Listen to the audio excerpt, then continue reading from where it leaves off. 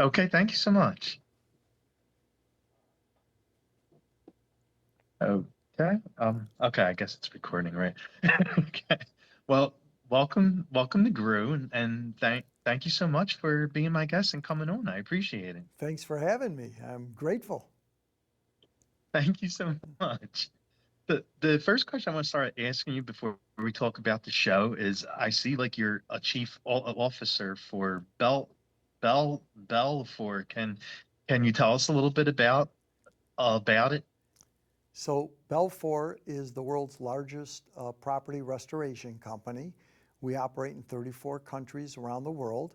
I'm the CEO, and we have just over 12,000 employees around the world. And I started Oh, with one office, and today have over 550 offices throughout the world. oh my God, that's something. Yeah. Wow.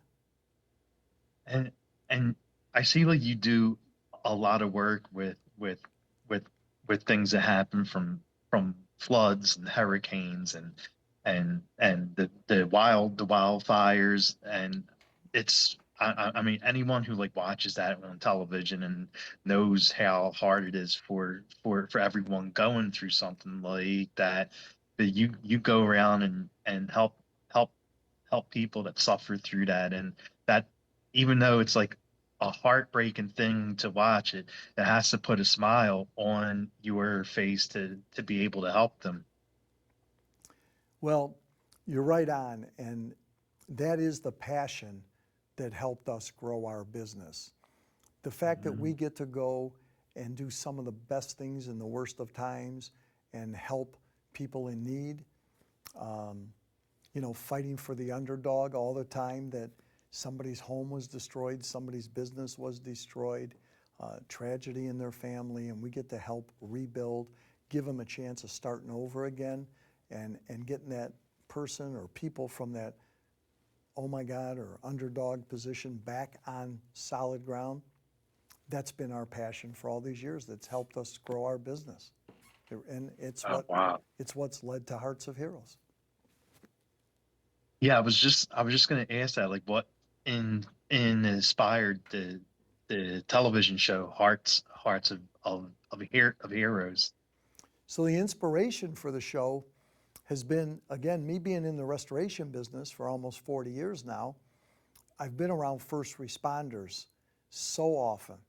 And think about it, after every incident you just mentioned, the first Hmm. responders are there. And then right after Yeah. that, BELFOR comes in. So my exposure to first responders and seeing and feeling the camaraderie, the commitment, the passion, the putting it all on the line to save a life, it was just so incredibly intriguing to me when given the opportunity to be on ABC and present first Hmm. responders in good light. I just jumped at it and said, I'm all in. Let's go. Let's do this. Oh, wow. And like how do you I mean I know like there's all over the world like all kind of crazy stuff is happening, and there's Yeah. first responders like all over the place, and how do you choose like the ones to find for the show? So now we're in our seventh season. So we got so much traction. Stories get sent to production all the time. And now production Hmm. gets to vet it, go through which ones they think will be, best made for TV. Oh And yeah, yeah. so it's a lot easier today than it was in season one or season two, where we were out looking for the stories. And Hmm. and because today it's a lot easier, we get so much more to choose from. I think that as you see season 7 coming up around the corner, you're going to see such great episodes, heroic rescues, great reunions, good educational tidbits, and just some feel good stories. It's really exciting in this upcoming season. We have filmed already 3 or 4 episodes. Got to have a little inventory on the shelf. And I'm Yeah. really excited about the 3 or 4 we've done. I really am. Oh, nice. And what's it like traveling and filming like all these different areas? So people do ask me that question, how do you like it? How do you like, traveling and going into these scenes and being immersed into Yeah. the show? Well, my short answer is I love it because I have now evolved over 6 seasons, coming into season 7, to the point where our producer is putting me more and more into the scenes. I'm actually experiencing what somebody in peril is going through, and then I'm actually experiencing that first responder world. I recently suited up in full fire gear, went into a burning house, 750-degree heat, smoke Oh my filled, God. scrambling through a house trying to find an object, a person in the house, locate them, and then have to dig our way out without being able to see, smoke-filled rooms, get out to safety. I've recently done that. I've recently been hung 120 feet in the air from a stadium rafter. 20 minutes, dangling in the air, 120 feet off the ground, waiting for a first responder to climb down, rappel down, latch himself to me, and get me to safety. An incredible Mm, experience.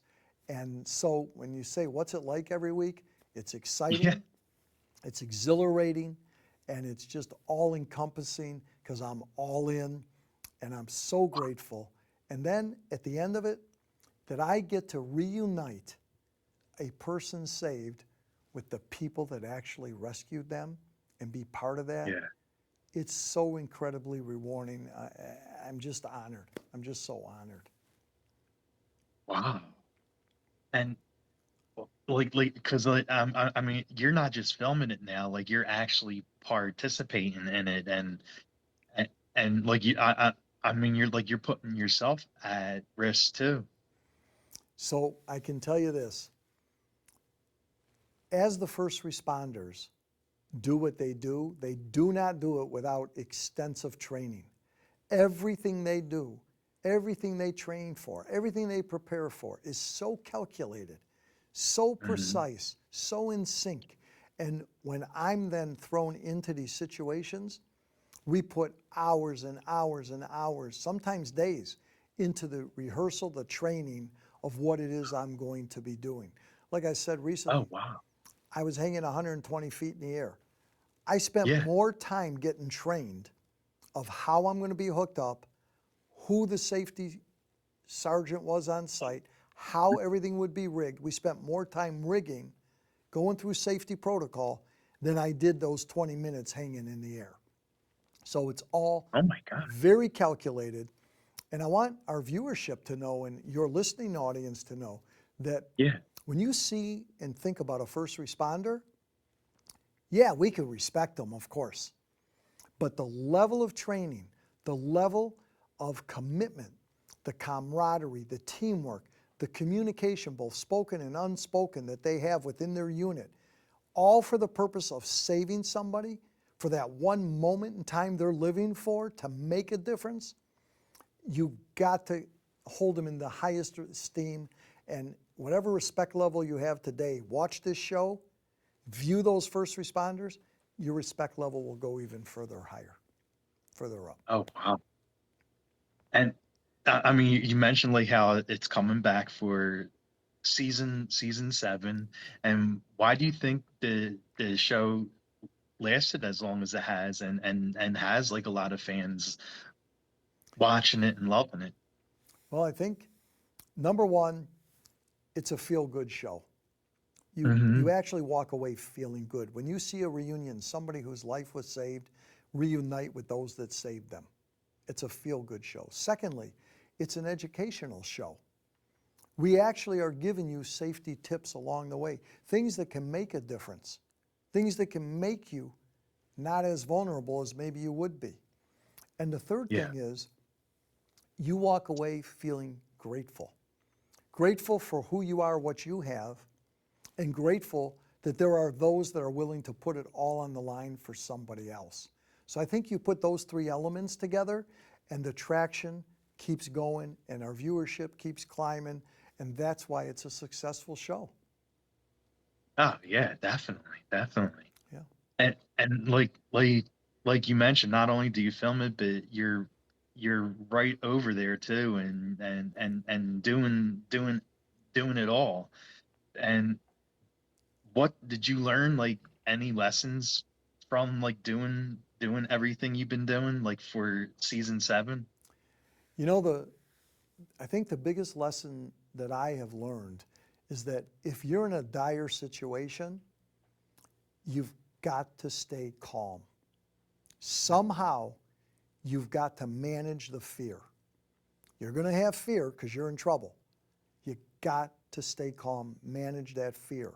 And when the first responders do get on site, whatever instruction it is they're going to give you, please listen to it. They do know what they're doing. They've lived their lives for this moment to save yours. So stay calm, manage the fear, and listen to the instruction given to you. That's what I've learned after 6.5 seasons. Yeah. And and like I said, by being someone who's actually doing it, has it changed the way you look at everything now? Like changed the way you look at first responders?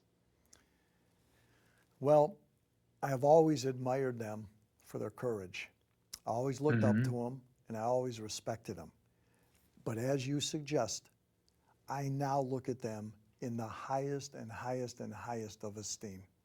I have seen firsthand what it takes to put your life on the line for a stranger.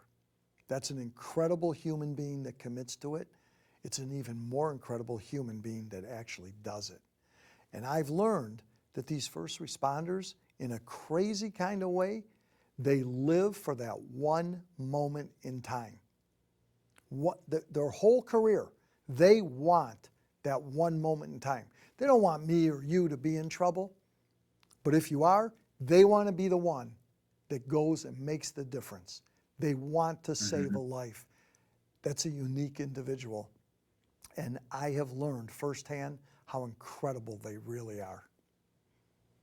Oh yeah. I mean, the amount of courage and Yeah, love that they have, like all they care about basically is helping the person, saving the person. Like that's it. they're not like putting themselves first and say, oh yeah, if I go in there, I'm going to look good on television.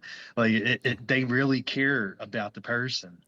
they do. And look, you can go up to a first responder and you can go up and say, hey, thank you for your service.